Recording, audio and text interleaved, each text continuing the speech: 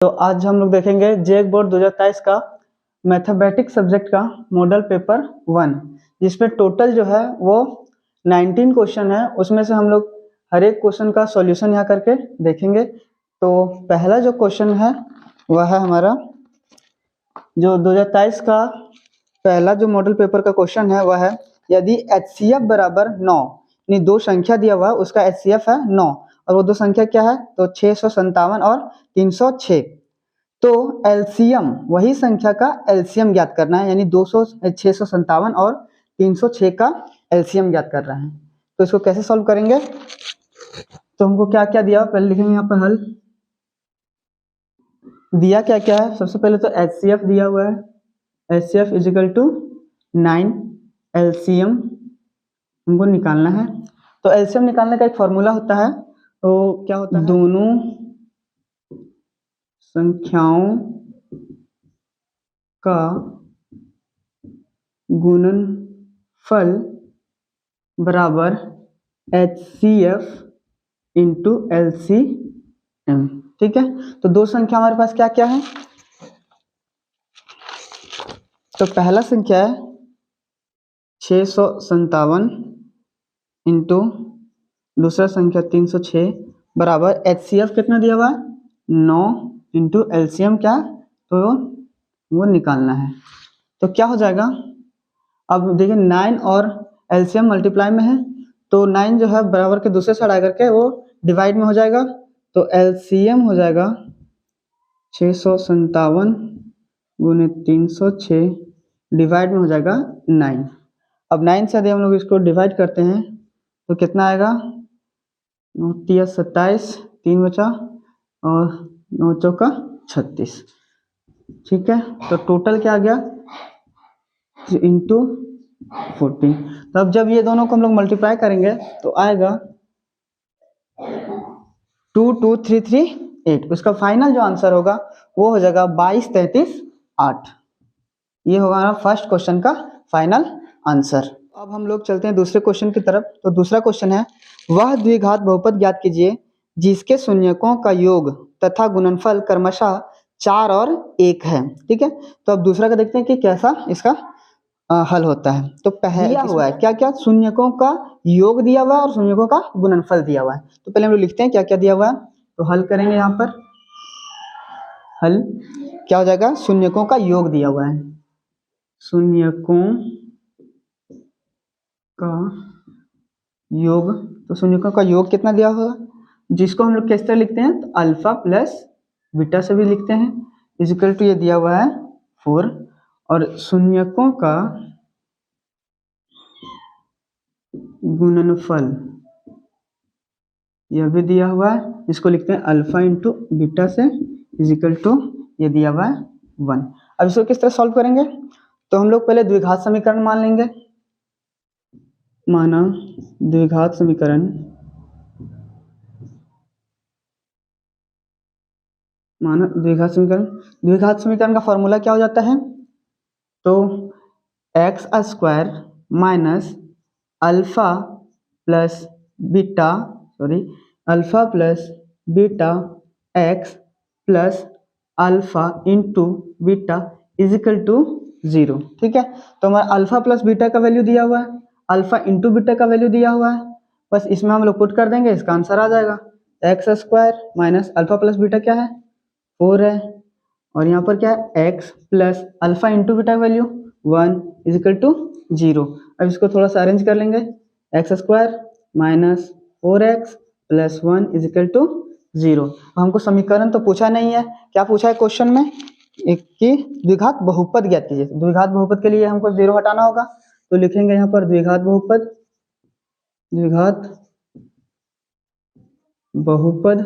तो क्या हो जाएगा द्विघात बहुपद, x square minus 4x plus 1। यही होगा हमारा फाइनल आंसर। नेक्स्ट क्वेश्चन की तरफ चलते हैं। तो नेक्स्ट क्वेश्चन हमारा है, त्रिभुज ABC में यदि कोण B समकोण है तथा AB बराबर BC, तो सिद्ध कीजिए कि AC स्क्वायर बराबर 2AB स्क्वायर। तो हमें क्वेश्चन दिया हुआ है, तो जो जो पहले दिया हुआ उसको हम लोग यहाँ पर लिख लेते हैं। तो यहाँ हल लिखेंगे और सबसे पहले हम लोग त्रिभुज बनाएंगे ABC।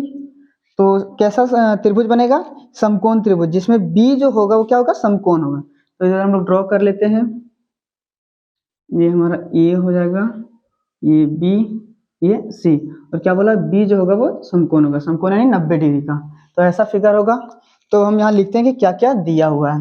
हल करेंगे। हल में दिया है, क्या क्या दिया है? तो सबसे पहले ए बी सी एक त्रिभुज है। क्या है?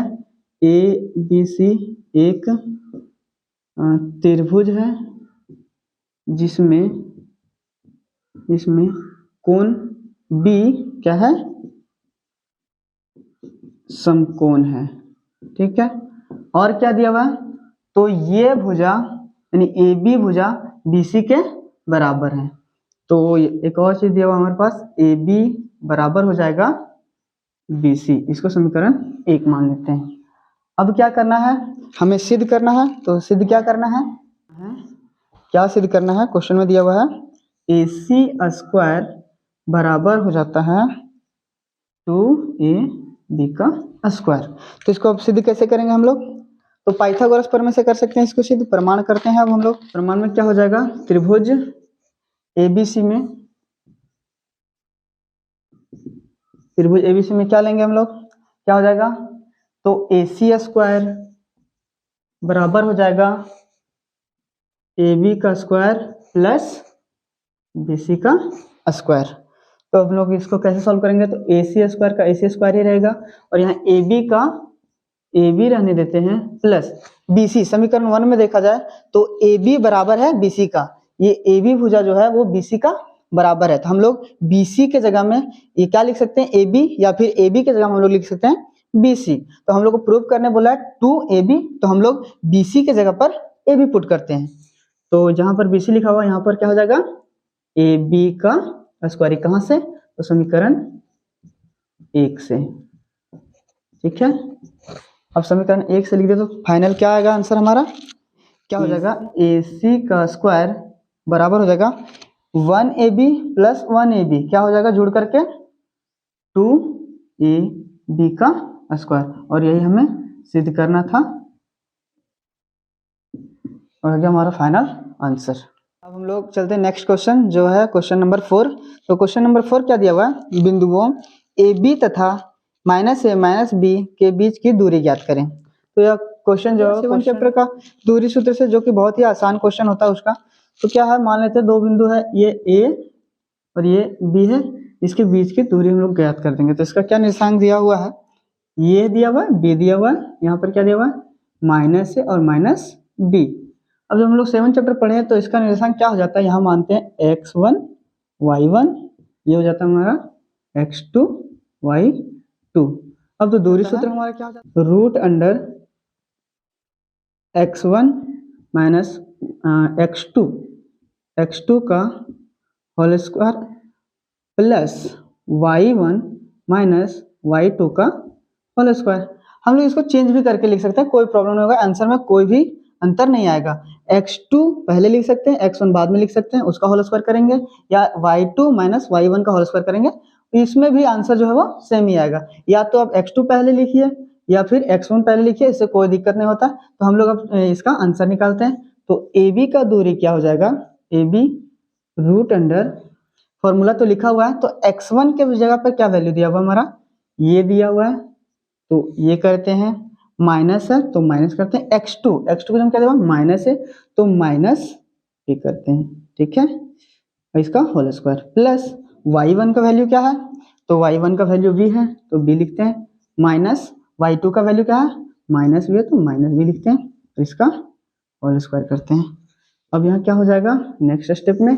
तो नेक्स्ट स्टेप हमारा हो जाएगा ये का तो यही रहेगा, और ये माइनस और माइनस मल्टीप्लाई होके प्लस हो जाएगा, और ये हो जाएगा ये इसका होल स्क्वायर प्लस, इसी तरह यहाँ भी हो जाएगा b प्लस b का होल स्क्वायर। अब नेक्स्ट अगर हम लोग करते हैं आगे स्टेप, तो क्या होगा? ये 2a हो जाएगा इसका स्क्वायर प्लस 2b हो जाएगा इसका होल स्क्वायर। तो हम लोग स्क्वायर को तोड़ेंगे तो क्या हो जाएगा? 4a का स्क्वायर प्लस 4b का स्क्वायर। अब हम लोग यहाँ आगे क्या करते हैं? बराबर 4 का वर्गमूल क्या हो जाता है, दोनों में से 4 हम लोग पहले तो कॉमन ले लेते हैं, तो रूट अंडर 4 तो दोनों में है तो 4 कॉमन ले लिए, ए स्क्वायर प्लस बी स्क्वायर ये हो जाएगा। अब 4 का जो है वर्गमूल क्या हो जाता है, तो 2 हो जाता है, तो 2 रूट का बाहर आ जाएगा और रूट में क्या क्या रह जाएगा, तो ए स्क्वायर प्लस बी स्क्वायर, यही हमारा फाइनल आंसर होगा। अब हम लोग चलते हैं नेक्स्ट क्वेश्चन की तरफ। तो नेक्स्ट क्वेश्चन हमारा 5 नंबर है और 5 नंबर में क्या है, तो 8 चैप्टर से क्वेश्चन है, मान निकालिए। तो किसका किसका मान निकालना है वो हम बोर्ड पर लिख देते हैं। पहला है 210 square 45 plus sine square 30 minus cos square 60। तो इसके लिए सबसे पहले तो हमको क्या करना होगा, ये 10 45 का मान याद रखना होगा, साइन 30 का मान याद रखना होगा और कॉस 60 का मान याद रखना होगा। इसके लिए भी ट्रिक है याद करने का, तो वो जो है वो पढ़ाई हो चुका है, तो हम यहाँ डायरेक्ट इसका वैल्यू पुट करेंगे सिर्फ। तो हल करते हैं इसको। तो हल कैसे होगा, यहाँ 2 का तो 2 रहेगा, 10 45 का मान क्या हो जाता है, 10 45 का मान जो होता है वो 1 हो जाता है, तो ये 1 का स्क्वायर होगा, प्लस साइन 30 का मान क्या हो जाता है, तो 1/2 होता है, इसका स्क्वायर है तो स्क्वायर हो जाएगा, माइनस कॉस 60 का भी मान क्या हो जाता है, तो 1/2 ही होता है, इसका भी स्क्वायर हो जाएगा। ठीक है, अब हम लोग चाहे तो यहीं इसको काट सकते हैं, क्योंकि एक प्लस में है एक माइनस में, प्लस माइनस तो ऐसा ही खत्म हो जाएगा, तो यहाँ पर क्या बचेगा, सिर्फ 2 ही बचेगा। तो ये मल्टीप्लाई करेंगे, अगर 2 का वर्ग क्या हो जाता है 1 प्लस यहाँ क्या हो जाएगा, तो 1/4 माइनस 1/4 हो जाएगा। अब यहाँ क्या आगे नेक्स्ट स्टेप करते हैं हम लोग, तो 2 को अगर 1 से मल्टीप्लाई करते हैं तो 2 ही रहेगा, प्लस 1/4 होगा माइनस 1/4 होगा। अब हम लोग यहाँ 2 है, इसके नीचे कुछ नहीं 1 ले सकते हैं, एलसीएम लेते हैं 4। अब 4 जब एलसीएम लेंगे तो यहाँ क्या आ जाएगा, ये 4/4 डिवाइड करेगा, तो 4 को अगर 2 से मल्टीप्लाई करते हैं तो 8 आएगा, प्लस में 1 आएगा, माइनस में 1 आएगा। ठीक है, अब नेक्स्ट स्टेप क्या हो जाएगा, तो ये माइनस में 1 ये प्लस में 1 खत्म हो जाएगा, तो 8/4 बचेगा जो कटेगा, फाइनल आंसर जो इसका आएगा वो 2 आ जाएगा। ठीक है, ये सभी जगह इक्वल टू हो जाएगा, इक्वल टू नहीं छोड़ना। ठीक है, तो फाइनल आंसर जो हमारा हुआ वो 2 हो गया। इसको हम लोग एक तरीके और से सॉल्व कर सकते हैं, कैसे, तो ये स्टेप तो सेम ही रहेगा, 2 1 का स्क्वायर प्लस 1/2 का होल स्क्वायर माइनस 1/2 का होल स्क्वायर। इसको यदि हम सॉल्व करते हैं तो 2 का मल्टीप्लाई करें तो 2 ही होगा, प्लस ये 1/4 होगा, ये माइनस 1/4 होगा। तो यहाँ देखा जाए तो एक माइनस में एक प्लस में, ये सीधा कट जाएगा, तो हमारा फाइनल आंसर जो हो जाएगा वो 2 आ जाएगा। तो आपको जो बेस्ट लगे वो यहाँ से आप देख सकते हैं और इसको सॉल्व कर सकते हैं। अब हम लोग चलते हैं 6 क्वेश्चन की तरफ। तो 6 क्वेश्चन है, सिद्ध करें कि बाह्य बिंदु से वृत्त पर खींची गई स्पर्श रेखाओं की लंबाइयां बराबर होती हैं। ठीक है, तो देखिए 6 क्वेश्चन है, टोटल क्वेश्चन जो होता है वो 2 मार्क्स का टोटल क्वेश्चन जो होता है, 2 मार्क्स का टोटल क्वेश्चन जो आएगा बोर्ड में वो आएगा 10 नंबर तक का, तो जिसमें से हमको 5 सॉल्व करना होगा, टोटल 5 क्वेश्चन ही सॉल्व करना होगा। तो हम लोग तो 5 क्वेश्चन सॉल्व कर चुके हैं, तो अब जो है 6 और 7 ये दोनों क्वेश्चन आप छोड़ सकते हैं, यदि आपको ये नहीं आ रहा तो आप छोड़ सकते हैं, टोटल 5 ही क्वेश्चन सॉल्व करना रहता है। बोर्ड का फाइनल एग्जाम में जो है वो 5 क्वेश्चन सॉल्व करना है आपको, जिसमें से टोटल क्वेश्चन का नंबर जो रहेगा वो 7 रहेगा। तो 7 में से कोई भी आप जो आपको अच्छा लगे वो 5 सॉल्व करना है, बाकी को छोड़ देना है। तो हम यहाँ टोटल क्वेश्चन सॉल्व करते हैं। तो पहले फिगर ड्रॉ करना होगा, एक वृत्त बनाना होगा, एक बाह्य बिंदु लेना होगा, उसके आसपास रेखाएं खींचनी होंगी और उसको फिर बराबर करना होगा। तो हम लोग फिगर ड्रॉ करते हैं। पहले ये वृत्त हो गया, इसका ये केंद्र हो गया, ये मान लेते कोई बाह्य बिंदु है। अब ये एक पॉइंट है, ये दूसरा पॉइंट है, यहाँ से इसको मिला देते हैं हम लोग, ये मान लेते हैं P A B। ठीक है, अब क्वेश्चन क्या पूछ रहा है कि सिद्ध करें कि बाह्य बिंदु से, बाह्य बिंदु तो P हो गया, वृत्त पर खींची गई स्पर्श रेखा है, वृत्त पर, तो ये वृत्त पर स्पर्श रेखा ये कौन कौन सा होगा, PA और PB स्पर्श रेखाएं हो गई कि लंबाइयां बराबर होती है। हमको सिद्ध करना है कि ये लंबाई और ये लंबाई जो होता है वो बराबर होता है। तो इसके लिए क्या क्या दिया, पहले दिया है सॉल्व करेंगे, उसके बाद आगे देखते हैं। तो हल में पहले दिया है उसको सॉल्व करते हैं। तो वो केंद्र वाला एक वृत्त, वो केंद्र वाला एक वृत्त है जिसमें पी ए तथा पी बी स्पर्श रेखाएं हैं। और कुछ दिया हुआ?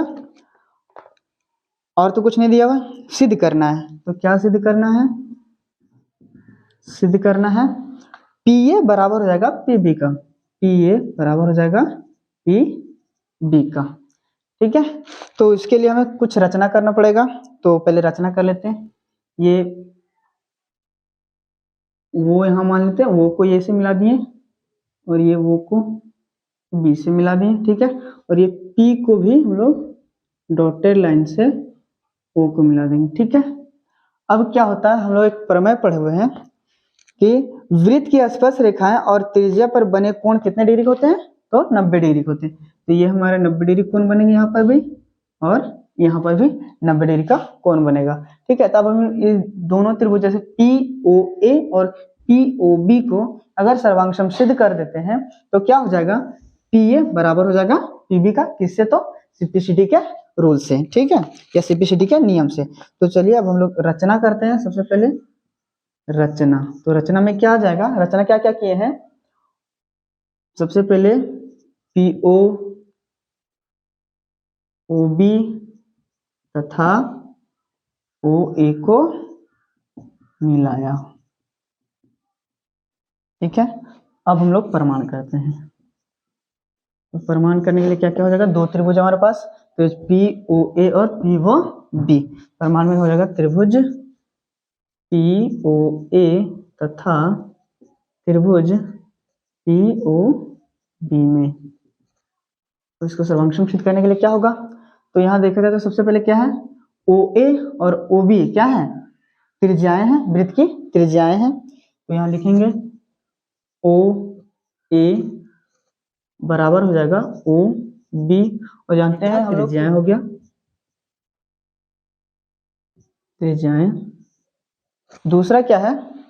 पी ओ, देखो पी वो त्रिभुज पी वो ए में भी आ रहा है, पी वो बी में भी आ रहा है, तो ये तो उभयनिष्ठ हो गया। तो पी ओ बराबर हो जाएगा पी ओ, क्या है ये? उभयनिष्ठ। और तीसरा क्या है? तीसरा कोण पी ए ओ बराबर हो जाएगा कोण पी बी ओ। ठीक है, तो हम लोग यहाँ सॉल्व करते हैं। अगला क्या आ जाएगा? कोण पी ए ओ बराबर हो जाएगा कोण पी बी ओ। ठीक है, तो अब हम देखें तो किस सर्वांग क्षमता का नियम लग रहा है यहाँ पर? एक तो ठीक है, कौन कौन सा? तो आर एच एस सर्वांग क्षमता नियम से, सर्वांग क्षमता नियम से क्या हो जाएगा?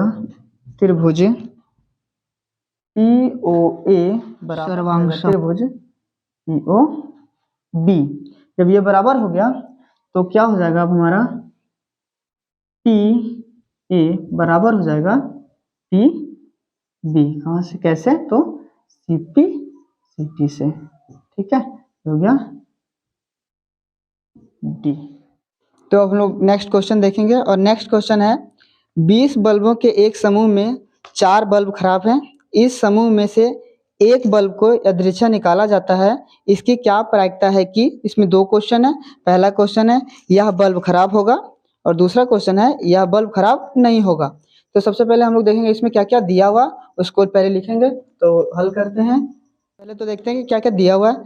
तो इसमें बल्ब दिया हुआ है, तो कुल बल्ब कितने हैं? कुल बल्बों की संख्या बराबर कितना है? तो 20 है। उसमें से खराब बल्ब कितने हैं? 4 हैं। तो यहाँ लिखेंगे खराब बल्बों की संख्या, खराब बल्बों की संख्या बराबर 4। उसके बाद बोला गया है खराब बल्ब 4 हैं, तो अच्छे बल्बों की संख्या कितनी हो जाएंगी? अच्छे बल्ब हमारे पास हो जाएंगे 16। तो उसको कैसे लिखेंगे? अच्छे बल्बों की संख्या बराबर क्या हो जाएगा? 20 - 4 यानी 16। 16 बल्ब जो होंगे हमारे पास अच्छे बल्ब होंगे। अब पहला क्वेश्चन हम लोग सॉल्व करते हैं। तो पहला क्वेश्चन है कि यह बल्ब खराब होगा, इसका फॉर्मूला हो जाता है अनुकूल परिणाम बटा कुल परिणाम। तो हमारे पास अनुकूल परिणाम कितने हैं, यानी खराब बल्ब कितने हैं, खराब बल्बों की संख्या 4 है। तो यहाँ हो जाएगा अनुकूल यानी खराब बल्बों की संख्या, खराब बल्बों की संख्या बटा कुल बल्बों की संख्या। तो खराब बल्ब कितने हमारे पास 4 है और कुल बल्ब कितने हैं, तो 20 है। अगर इसको काटेंगे तो आएगा 1/5। पहला का फाइनल आंसर जो होगा वो होगा 1/5। अब देखते हैं दूसरा क्वेश्चन। तो सेकेंड नंबर क्वेश्चन है बी में कि यह बल्ब खराब नहीं होगा। तो बल्ब खराब नहीं होगा, इसका क्या मतलब है कि अच्छे बल्ब कितने होंगे। यदि हमारे पास नहीं है, जो हमारे टोटल बल्ब है 20, उसमें से यदि हमारे पास खराब बल्ब 4 हैं तो खराब नहीं बल्बों की संख्या कितने हो जाएंगे, टोटल 16 हम लोग जो निकाल चुके हैं 16। तो इसमें भी फॉर्मूला क्या हो जाएगा, अनुकूल परिणाम बटा कुल परिणाम। तो अनुकूल क्या हो जाएंगे, अच्छे बल्बों की संख्या, अच्छे बल्बों की संख्या बटा कुल बल्बों की संख्या। क्या हो गया फॉर्मूला, अच्छे बल्बों की संख्या बटा कुल बल्बों की संख्या। तो अच्छे बल्ब हमारे पास कितने हैं 16 और कुल बल्ब कितने हैं 20। यदि इसको काटेंगे तो डिवाइड करके आएगा 4/5। तो यह 7 नंबर क्वेश्चन का फाइनल आंसर जो होगा वो आएगा 4/5। तो आज यहीं तक रहने देते हैं, उसके बाद हम लोग देखेंगे नेक्स्ट वीडियो में अगला क्वेश्चन।